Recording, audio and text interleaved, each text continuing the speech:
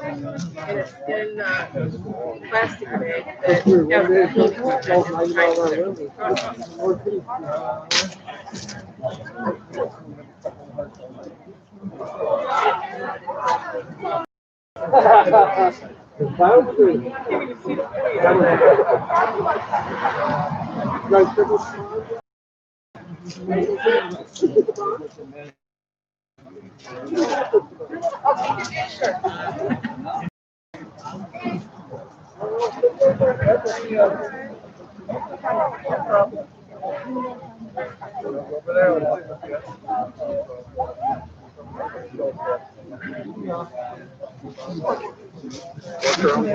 No, he came out and introduced himself to us like when we were retired was two. I didn't have to remember.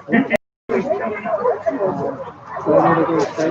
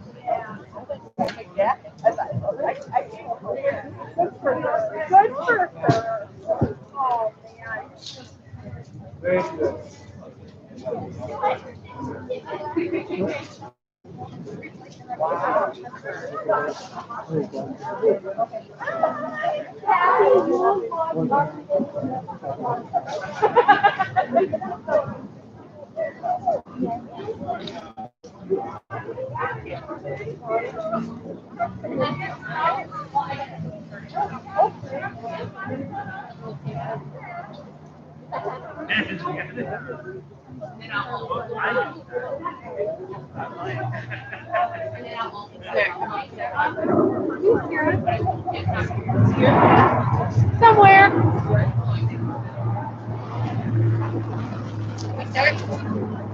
It's 4:15. I mean, you said you heads up. Yeah, I haven't. As far as I know, yeah. All right. I talked to them. They said they're good to go. So.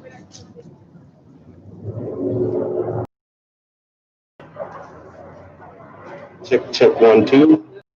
Check 1 2. Check 1 2. Check 1 2. Check 1 2. Check 1 2. Check 2. Do you see anything?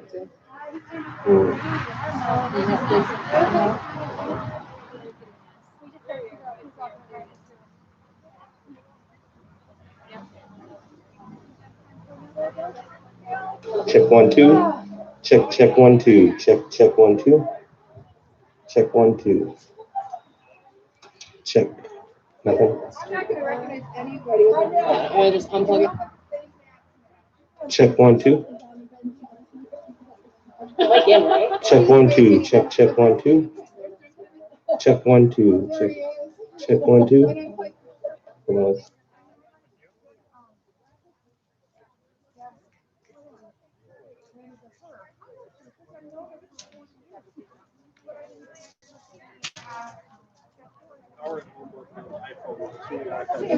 Check 1 2. Check 1 2. Check 1 2. That's good. Check 1 2. Yes. Yes.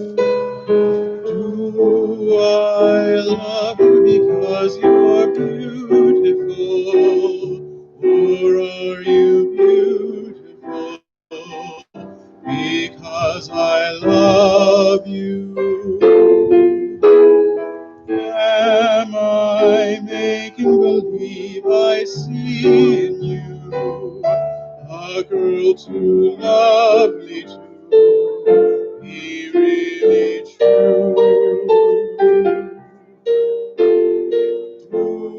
I want you because you're wonderful, or are you wonderful because I want you?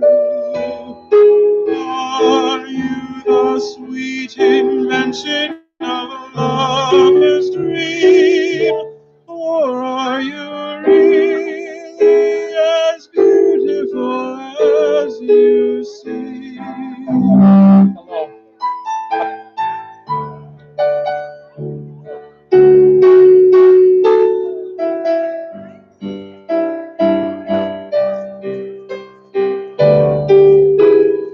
Am I making believe I see in you a girl too perfect to be really true?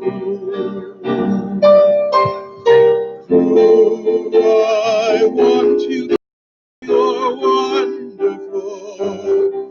Or are you wonderful because I want you? Are you the sweet invention of a lover's dream? Or are you really as wonderful as you seem?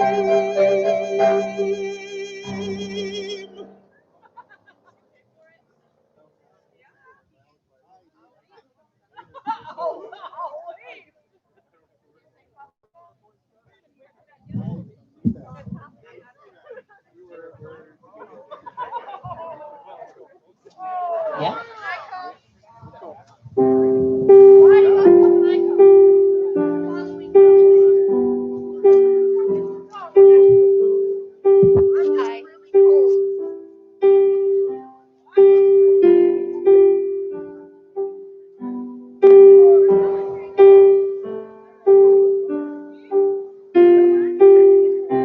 I'll never be a knight in armor with a sword in hand, or a kamikaze fighter.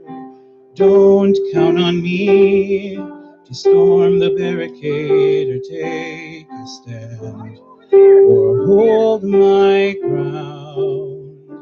You'll never see any scars or wounds.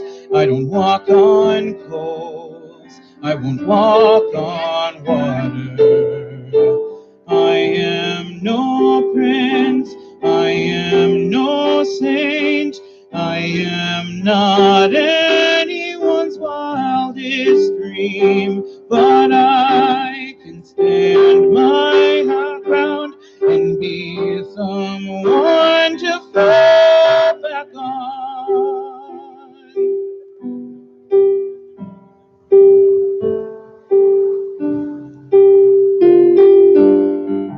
Some comedy, you're bruised and beaten down, and I'm the one who's looking for a favor.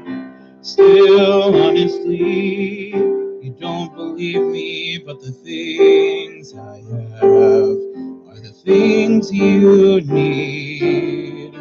You look at me like I don't make sense, like a waste of time, like it serves no purpose. I am no prince, I am no saint, and if that's what you believe you need, you're wrong. You don't need much, you need someone to fall back on. And I'll be that, I'll take your side if I'm the only one. I'm used to that. I've been alone I'd rather be the half of us, the least of you, the best of me. And I'll be your prince, I'll be your saint. I will go crashing through fences in your name. I swear, I'll be someone to fall back on. I'll be the one who waits, and for as long as you let me, I will be the one you need. I'll be someone to fall back on, your prince. The one you believe you need. I'll be someone to fall back on. Someone to fall back on.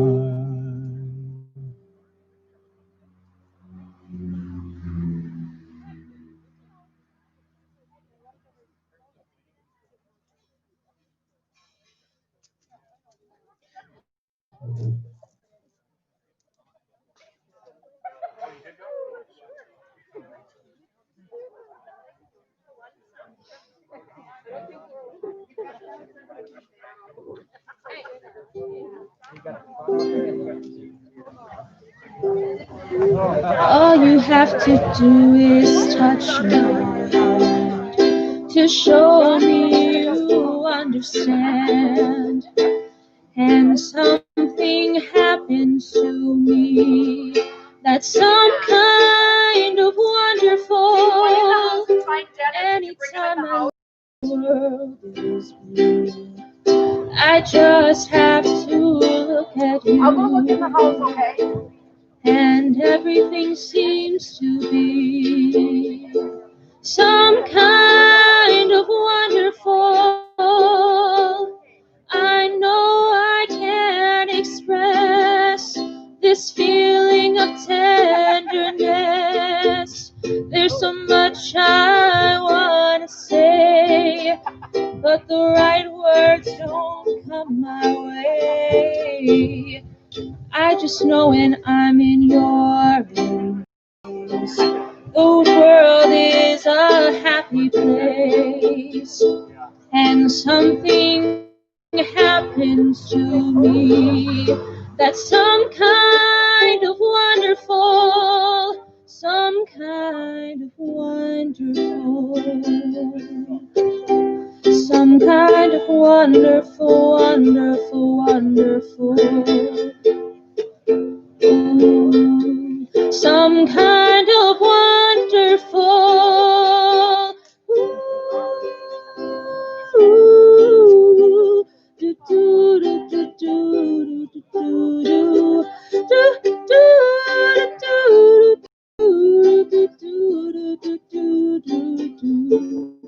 ooh, some kind of wonderful. Some kind of wonderful, wonderful, wonderful. Ooh, some kind of wonderful.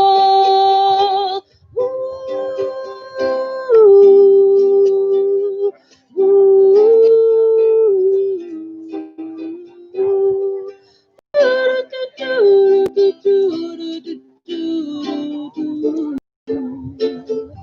some kind of wonderful.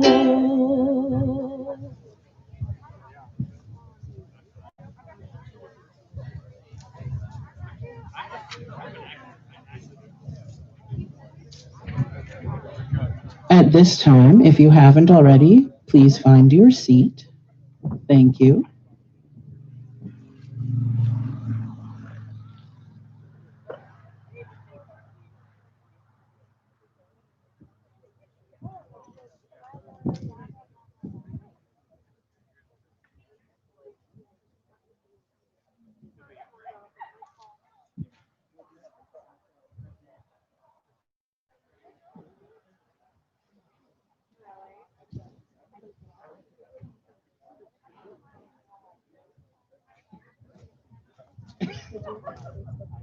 Okay, that's where it is. I was looking for here.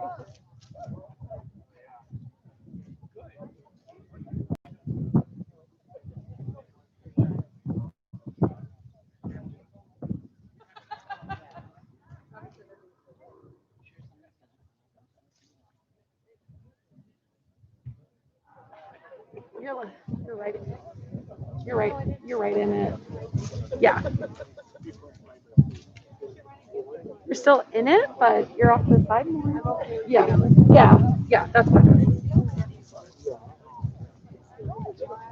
Very nice.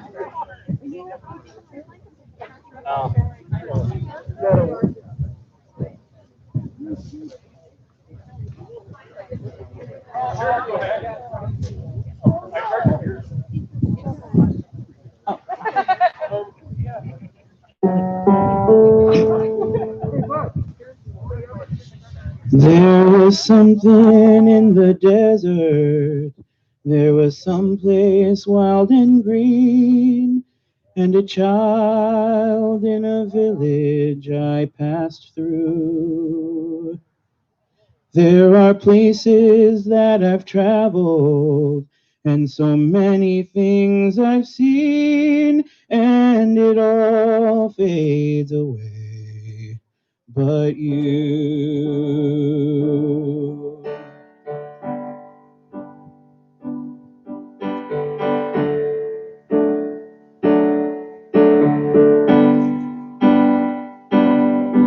I was sliding down a mountain, I was burning in the sun, I was crying with amazement at the view.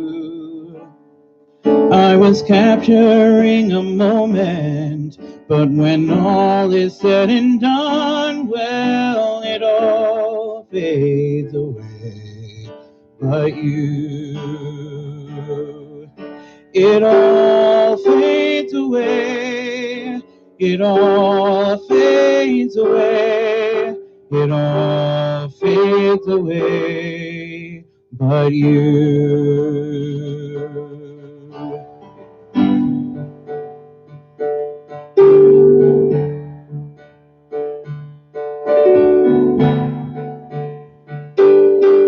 I have sailed across the ocean, past the cities and the farms, on a never-ending quest for something new. And the only thing that mattered was the 4 days in your arms, 'cause it all fades away. But you, it all fades away. It all fades away. It all fades away. But you.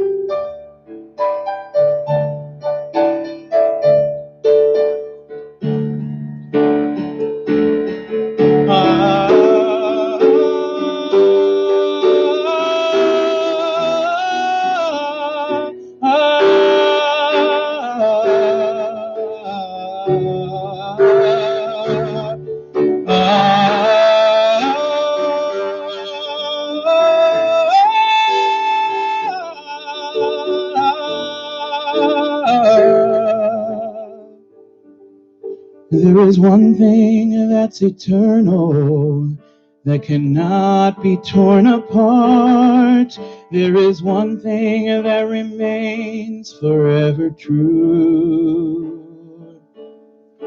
Past the thinking, past the breathing, past the beating of my heart, it will all fade away. But you, it all fades away. It all fades away. It all fades away. But you, it all fades away. It all fades away. It all fades away. But you, but you, but you.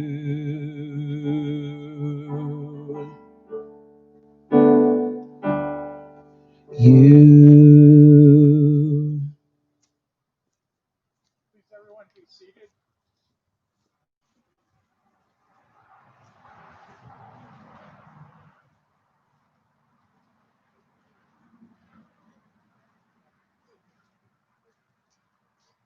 What a gorgeous day for the wedding. Today, I have the high and humbling honor to serve as officiant. All right, there we go. Everybody can hear me now. Today, I have the high and humbling honor to serve as officiant of the marriage of my daughter, Rachel Hope Brooks Gullickson, stage name Rachel Brooks, and Stephen Daniel Peterson, no stage name or aliases that I'm aware of. Our family has been through quite a bit this past week with the passing of my dad, Rachel's grandpa, Eugene. So I'm going to keep things meaningful but light in this ceremony. As they say, laughter is the best medicine, and I know our family needs some of that after losing such a dear, wise, and caring man. And hopefully our celebration today will help fill a void that we're all feeling, and frankly, that the whole world is feeling. My dad always said how proud he was of his family. He said that there wasn't a clunker in the bunch.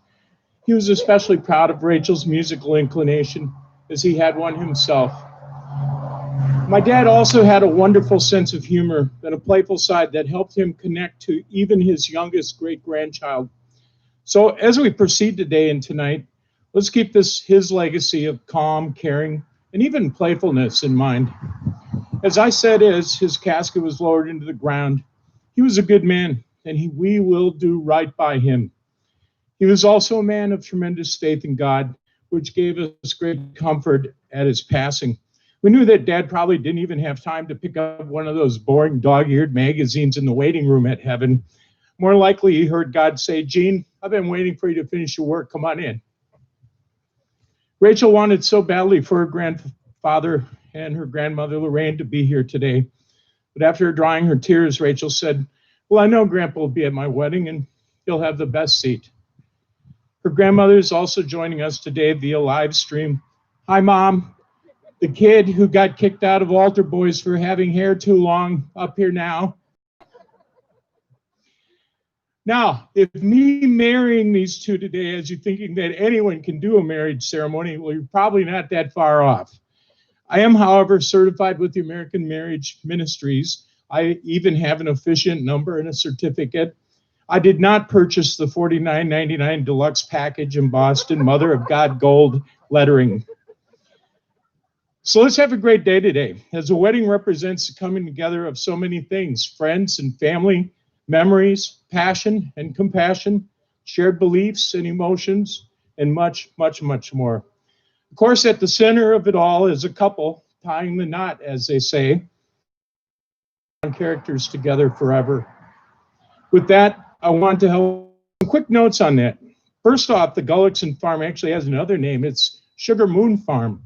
Sugar Moon comes from a great quarter-horse mare we had on these grounds many years ago, and one of our early great dogs, Moon. But it also evokes the sugar moon of Native American tribes, including the nearby Oneida Nation. The moon occurs in March and is the last full moon of the winter season. It signals a return of warmth and the reawakening of nature that is all around us. And of course, the run of sweet sap from the maple tree. Of course, on a farm, it also signals a ton of work as that farm crawls out of winter and a job list grows about as fast as the weeds do. There is planting to be done and pretty soon hay to bale and put in the mow. And before you know it, another summer is raced by and fall is upon us, much as it is today. I would be remiss in not relating to the importance of this farm, of this farm, of this ground, of this earth. to the legacy of our family and in Rachel's choosing to be married here and Stephen agreeing to do that. In fact, Rachel's mother, Kathy, seated there in the front row, and I were also married on this farm right over there. But long before that, this farm was a place of hard work by Kathy's dad, Rachel's other grandfather, Ambrose Curly Crop, along with his wife, Eleanor, and their kids, including Kathy, and my sister-in-law, Joyce, and my brother-in-law, Dennis, who are here today. And this farm is the farm where Kathy grew up. So this farm was blessed long ago by the hard work of their family. To this day, I often tell people that this is Curly's farm and we're just its current caretakers. And that includes Rachel's brother, Paul, who walked her up this natural aisle, and his constant hard work here as well. On that same note, Rachel's grandmother, Lorraine, grew up on a farm, and my dad helped there when they were dating and married.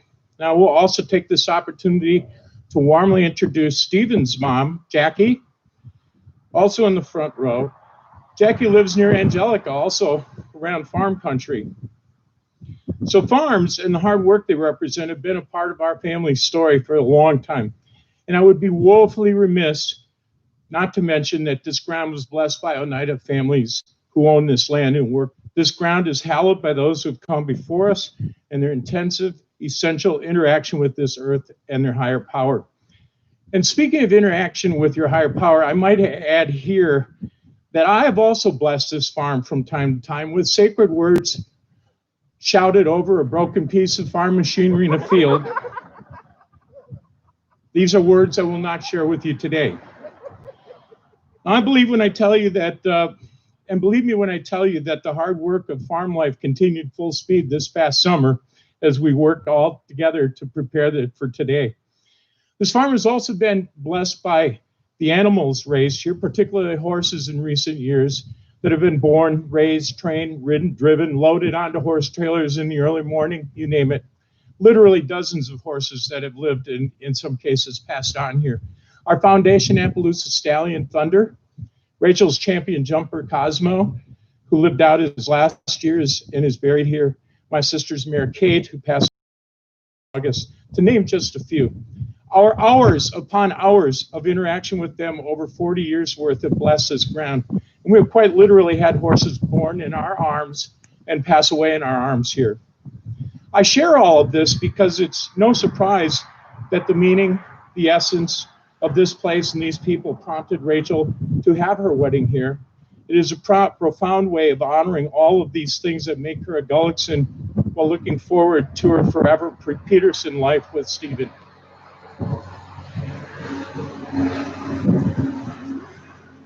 Our neighbor, Shoe Construction.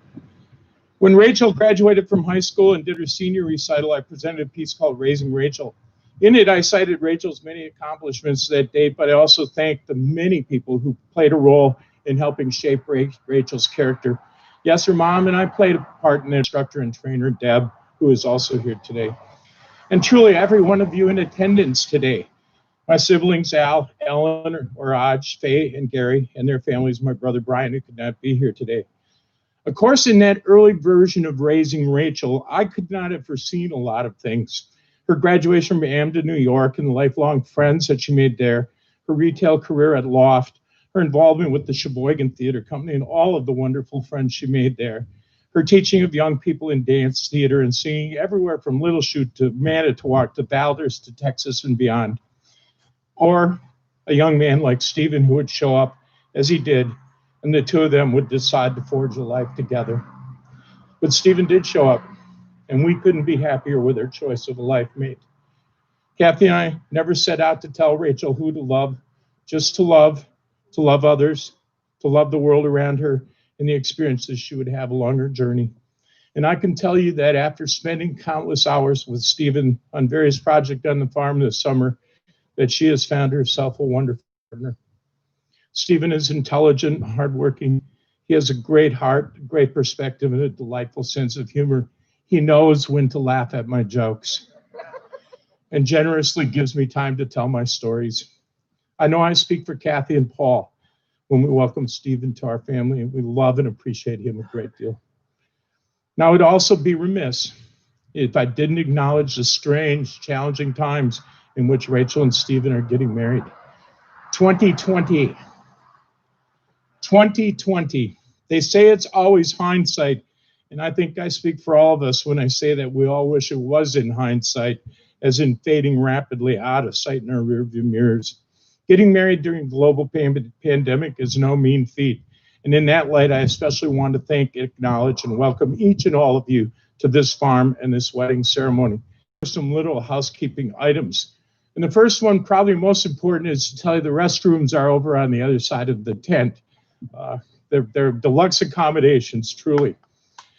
But mostly important, I want to talk about the 3 W's that we'll practice meticulously today and tonight. And they are: wear a mask at all times unless eating or drinking, but especially when conversing, singing, or shouting near others. Watch your physical distance. Wash your hands regularly using our hand sanitizing stations. We are absolutely insistent that this celebration, waves, thumbs up, and smiles are all wonderful ways for us to share the pieces of the pandemic. Wanted me to be certain.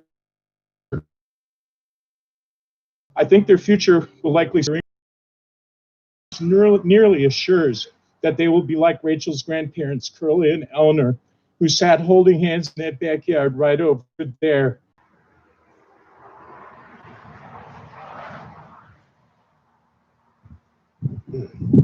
Well, when Rachel, my sister, asked me to be a reader, I was so blown away and so honored to do so. And I thought I wanted to find the perfect thing to read. And after spending hours upon hours of panic and not finding anything, it came down to Rachel sent me a list to choose from and go, here, pick one. And I go, oh, okay. So I did. And this is the one that I felt would best be able to help me express the love and gratitude that I have for both of you. And it goes as such. The future belongs far more to the heart than to the mind. Love is the one thing that can fill and fulfill eternity. The infinite calls for the inexhaustible. Love partakes of the soul, being of the same nature. Like the soul, it is the divine spark, incorruptible, indivisible, imperishable. It is the fiery particle that dwells in us, immortal and infinite, which nothing can confine and nothing extinguish. We feel its glow in the marrow of our bones and see its brightness reaching to the depths of heaven. O love, adoration, the rapture of 2 spirits which know each other, 2 hearts which are exchanged, 2 looks which interpenetrate. You will come to me, will you not, to walk together in solitude, blessed and radiant days. I have sometimes thought that now and then moments may be detached from the lives of angels to enrich the lives of men. Nothing to the happiness of those who love except to make it unending. After a lifetime of love, an eternity of love is indeed an increase.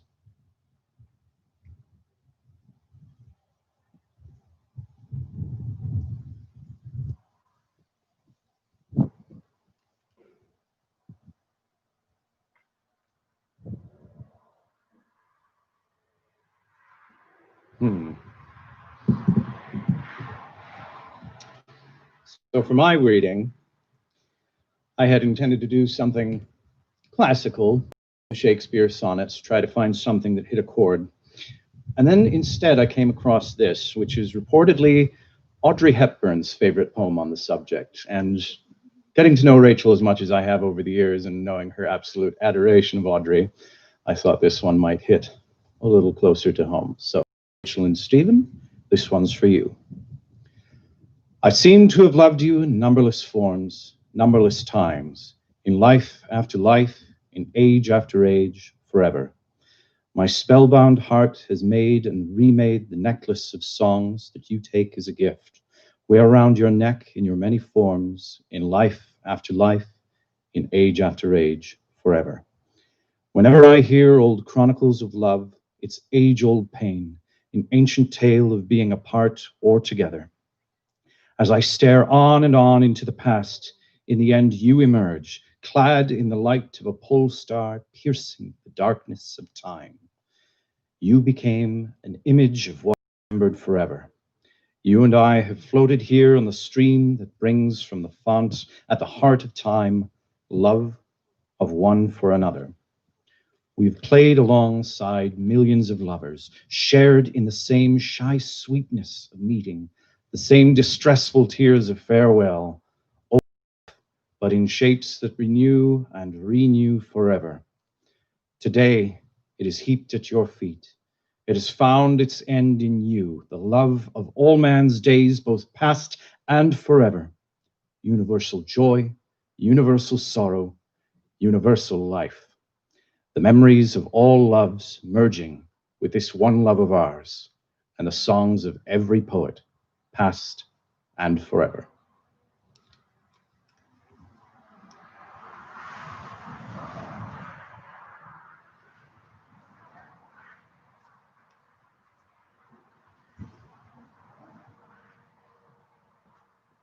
Rachel, Stephen, I found this piece that I thought was perfect for you, and just all my love to both of you, and this is for both of you now. So it's called The Art of Marriage, and here you go, guys. Love you both so much. The little things are the big things. It is never being too old to hold hands. It is remembering to say I love you at least once a day. It is never going to sleep angry. It is at no time taking the other for granted. The courtship should not end at the honeymoon. It should continue through all the years. It is speaking words of appreciation and demonstrating gratitude in thoughtful ways. It's not expecting the husband to wear a halo or the wife to have the wings of an angel. It's not looking for perfection in each other. It's cultivating flexibility, patience, understanding, and a sense of humor. It's having the capacity to forgive and forget. It's giving each other an atmosphere where each can grow. It is finding room for things of the spirit. It is a common search for the good and the beautiful. It is establishing a relationship in which the independence is equal, dependence is mutual, and the obligation is reciprocal. It's not only marrying the right partner, but being the right partner.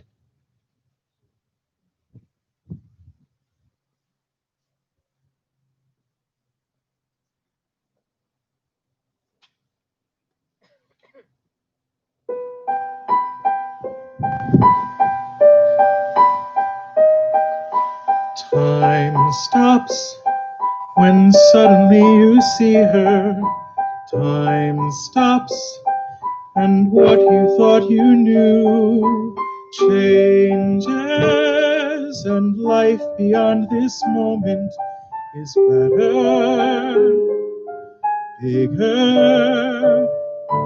Time stops, but still your heart is beating.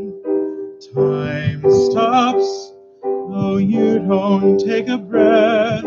She's there, and all you've ever wanted is nearer, clearer. I used to think the world was small. Now I don't think that way at all. Time stops when dreams come true before you. Time stops when fantasy is real. I knew this moment was expected, but this good, who could? That boy is staring and I feel a chill. I don't know why. That boy is staring and the world is still. Not tumbling by. There's no one talking, but I can hear 1,000 voices. What's going on inside me? That boy is staring. Is it me he sees? I can't be sure if he is staring. Should I try to please or be demure? My hair is trembling, but nothing scares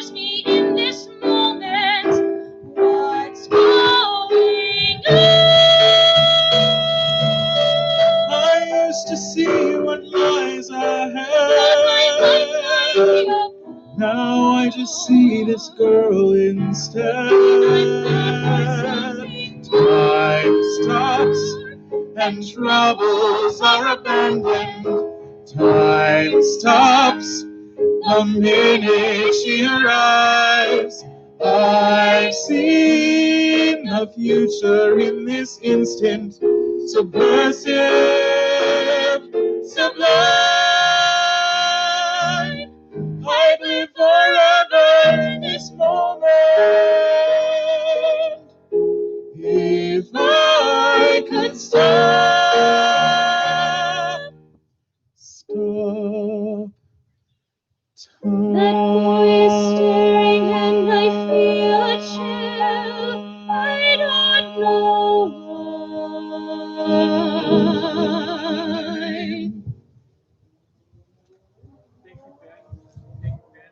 And David, Tessa, Philip, and all the fabulous musicians. Now, Rachel may well be creative and talented and kind-hearted and giving and understanding and joyful and easy to get along with. But when it comes to orchestrating a thing like her wedding, well, you know that is going to be blocked out, timed out, and run like clockwork. In fact, just like the musical theater actress, choreographer, and director that she is, you might say she wrote the script, directed, and produced the thing right down to the kiss, which, by the way, is scripted to be exactly 30 seconds long. But they can ad lib on that and take as long as they want within reason. But this little respite right here on the docket is called Dad Being Dad Time. And so, like the good little role player that I am, I will take this to be just that, Rachel's dad. Now, the girl once proposed doing a one-woman show called Things My Dad Thinks Are Funny. She walks up to my dad and asks what time it is, bare wrist, and says, I don't know, my watch is a little off. Or random things like, I like camping, it's intense. Or, he's such a good golfer, he wouldn't throw his socks away if he got a hole in one. Or, during football season, Bear fans should wear clothes. Or at school, when the students were sitting outside the room with the dumbbells, the barbells, and lift machines, and he said, I would have opened it sooner, but it's a weight room. Or the classic, I hope this rain keeps up that way, it won't come down. Now, all the kids in my family growing up know that one. It was probably my dad's favorite line and as predictable as, well, as the rain. In fact, all of my kids valued punning as an art form. Truth be told, we didn't have much choice. Some nights it was come up with a pun or don't eat. All except her Aunt Aj. Aj always groaned at puns, suggesting that she'd been adopted or taken hostage. However, she's also the person who sat around the campfire one night as we were reminiscing about Dad's punning. Yeah, I don't know why he had to punish us like that. So that apple didn't fall so far from the tree either. So back to Rachel's Things My Dad Thinks Are Funny show. I asked her what she would do if people actually laughed, and she would say, don't laugh at him even if he isn't here. Now, as far as wedding, I always figured it was a successful wedding if the couple ended up getting married and there were no fisticuffs except afterward in the parking lot, maybe. But truly, I think an important part of this being dad business is to let you know how truly proud I am of Rachel, and now by extension, invitation, proclamation, what have you, Stephen. As I look across the group assembled today, I realize just how people mean to so many, including the many extended their best but could not be here and are joining us virtually. Rachel and I have always countered the idea of whether she was a daddy's girl, but I have no qualms in telling you that I am surely a girlie's dad and one of her biggest fans. And by the time I've spent with Stephen this summer, I've also become a real fan of this young man. Kathy and I went to Stephen's graduation from Fox Valley Tech in Rachel's stead. She was performing at a matinee in Secret Garden. We knew Stephen, but we sure weren't prepared for the amount of academic acknowledgement he received that day. Behind his name in the graduation program was just about every asterisk, insignia, exclamation point, and other doodad that you could imagine. Academic honors and other accolades galore. And since then, I've come to really respect Stephen's intelligence, problem solving, IT expertise, and all the rest. I've learned a lot from his military experience and his service to our country in Afghanistan, working on Black Hawk helicopters. We even had our Jesus nut moment this summer as I learned that a Jesus nut is a colloquial term for this huge fastener that locks a Black Hawk helicopter's rotor into place. Obviously, it is crucial for the successful, sustained, and safe operation of that helicopter. And it has to literally be pounded on several times before it locks in place.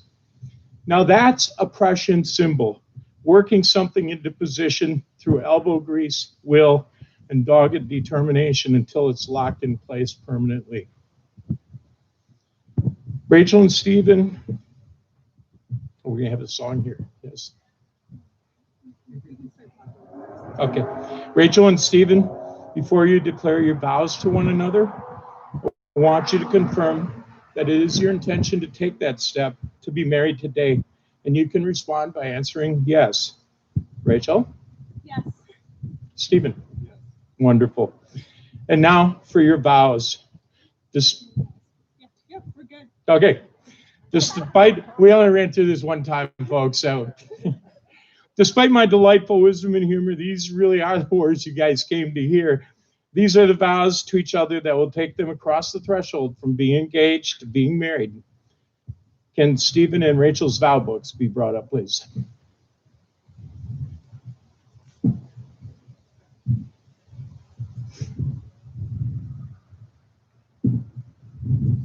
Rachel and Stephen, having heard that it is your intention to be married to each other, I now ask you to declare your marriage vows. Please face each other, hold hands. Stephen? I guess that's a little difficult. You are my best friend, my only true love. I choose you now and always. I will love you, laugh with you, cry with you, scream with you, and grow with you. You love and complete me in ways that I never thought possible. How lucky am I to call you mine? Your love and trust make me a better person and make me want to be better than the day I met you. I will be there always for your greatest challenges. You helped me believe in who I am and made me the person I am today. I know we can do absolutely anything as long as we are together. I am madly in love with you. And that love grows every day. When I am with you, everything else just fades away. You are my life, my dreams. Today, I truly join my life to yours, not just as your husband, but as your best friend and biggest supporter. You will always be the shoulder. I will always be the shoulder you can lean on. I love you always and forever. Rachel?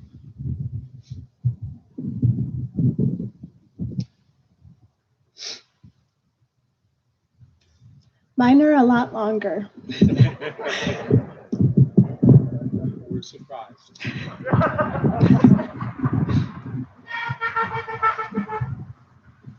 Okay, rude.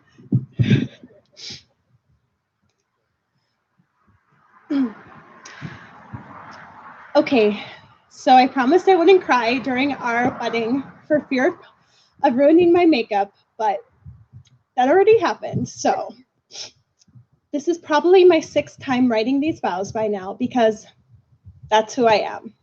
And you love me for that person. And to this day, that fact still amazes me because I'm scary. I'm OCD, detail-oriented, and a perfectionist with extremely high expectations of the world around me and even higher expectations of myself. And you love me through all of that, for all of that. Why? Because as much as you may hate to admit it, Stephen, you are kind, generous, and above everything else, you care deeply. The way you love me is the way everyone deserves to be loved. From the moment we started dating, I knew this was different. It was easy, and it felt effortless. You instantly wanted to know me, my world, and be involved in it. You jumped in with 2 feet. Within the very first 6 months of our relationship, you attended shows, introduced me to your family, and vice versa. We enjoyed holidays and birthdays together, and you spent every day by my side during a very painful surgery because we would rather spend our time with. You are my very best friend, Stephen. You pull me through the darkness and brighten every day. The simplest things become the happiest moments because I get to spend them with you. We are the kind of couple who is just as comfortable spending the night out on the town as we are sitting at home, eating hoo-ha, and binge watching our favorite TV shows. And to quote one of those favorite TV shows, soulmates aren't found, they're made. I think Michael from The Good Place was talking about us. You are my soulmate, Stephen. And it's not because it's some universal truth, but because we have built and nourished and grown together a love so strong, I know that nothing will ever break us. I can't wait to be your wife and spend the rest of my days laughing, adventuring, and writing our story together. I love you so, so much. Rings, please.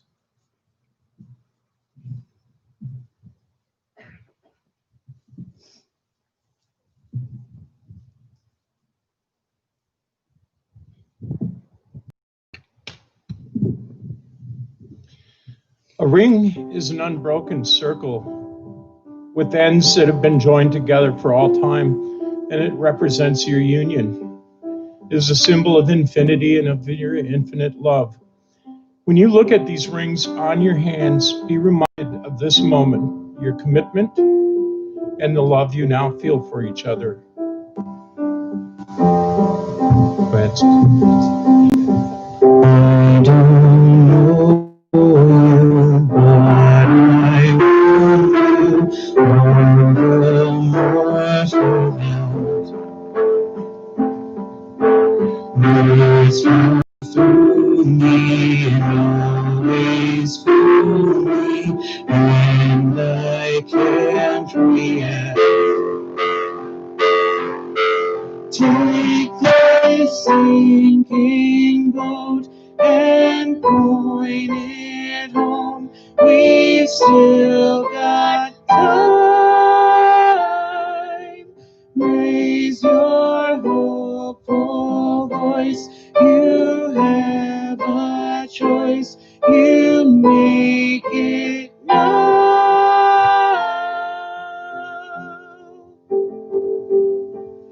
Falling slowly, eyes that know me, and I can't go back.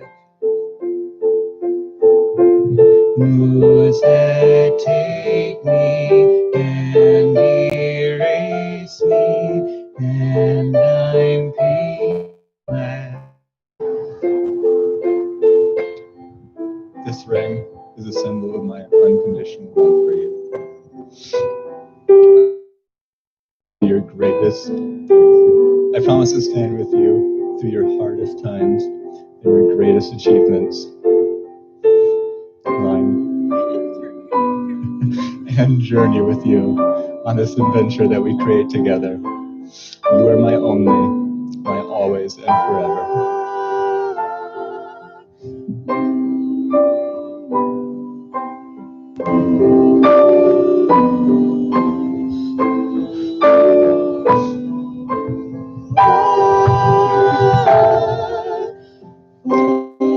This ring is a symbol of my unconditional love for you. I promise to stand by you through your darkest hour, your greatest achievement, and journey with you on this adventure that we create together. You are my only, my always, and forever.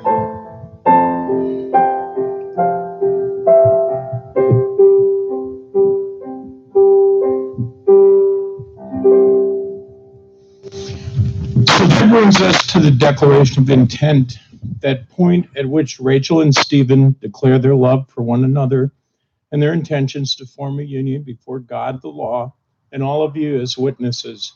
In other words, a truly official part. In other words, the part the officiant had better not mess up. Now, marriage, as we all understand it, is a voluntary and full commitment.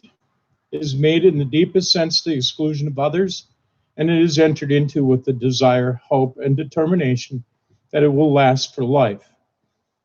All right, then, let's take this to the next step. Do you, Stephen, take Rachel to be your lawfully wedded wife, to live together in matrimony, to love her, comfort her, honor her, and keep her in sickness and in health, in sorrow and in joy, to have and to hold, and to give her the loving support she needs to become the person she is destined to be? I do. Do you, Rachel, take Stephen to be your lawfully wedded husband, to live together and keep him in sickness and in health, in sorrow and in joy, to have and to hold, and to give him the loving support he needs to become the person he is destined to be? I do.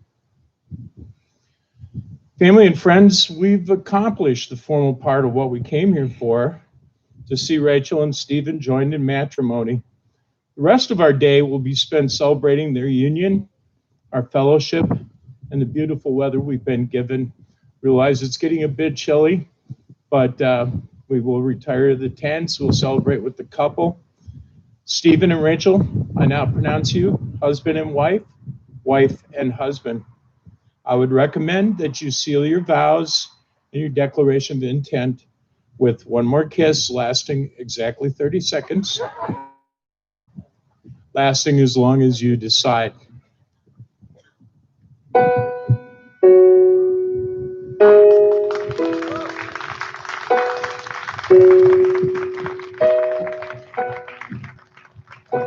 I had no choice but to hear you. You stated your case time and again. I thought about it. You treat me like Virtual, I present you Rachel Hope Brooks Peterson and Stephen Daniel Peterson. Let's give them another rousing round of applause. The wedding party will exit, and you are warmly invited to join us in the tent area for food, drink, and celebration. Thank you, and God bless you.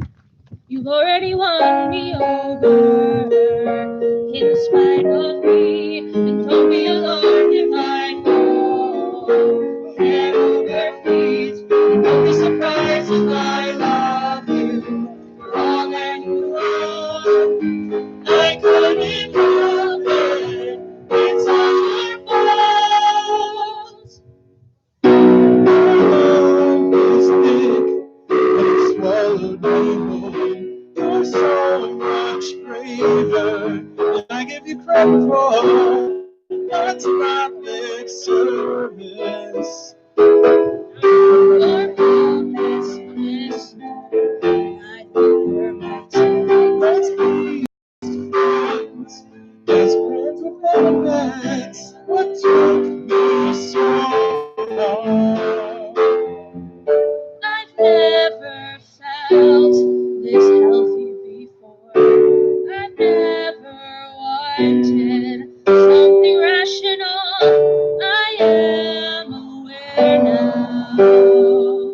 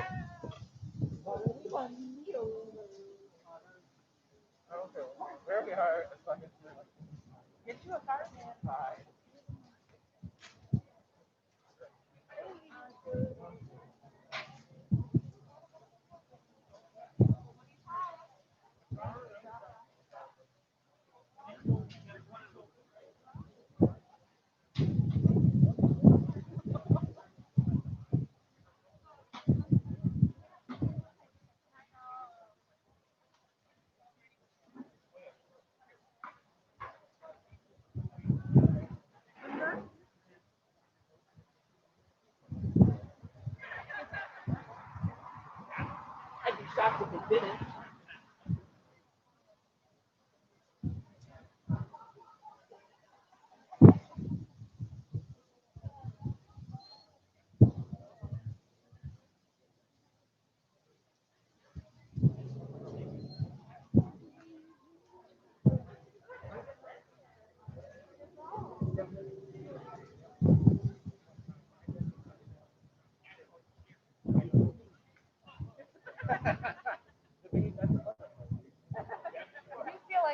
Sunshine though, to warm up a little. Both of them. It'll be nice when it's 10. Like when I was in there earlier, it felt really good. Yeah, I brought tights. I brought tights and I brought a jacket and skis.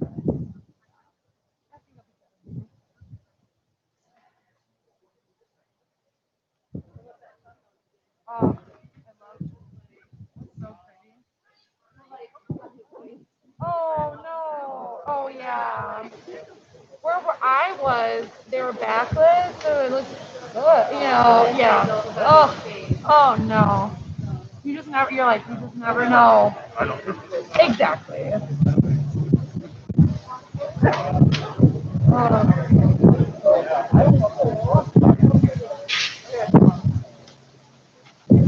So yeah, the other pictures that you're supposed to go to whenever, like, it's just. So I have first, I'm like $5 right now for everyone, and then the reception dinner stations open at 6:15, but introduction speeches are at 7. Sunset is at 6:15. Hi.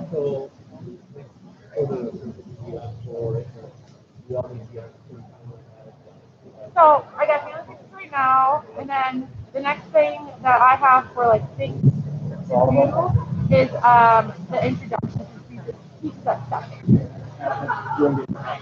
That is during dinner. So dinner stations open at 6:15. Yeah, it's just a whatever. Yeah. It's not like a formal sit down. It's just yeah. There's no set places. Mingle and or not mingle. Yeah. Oh, thank you. You're planning on going without. What's that? Something is to be done by 6:15. That's what I had. Okay, I just wanted to make sure. So family is over, then whatever. Yeah. So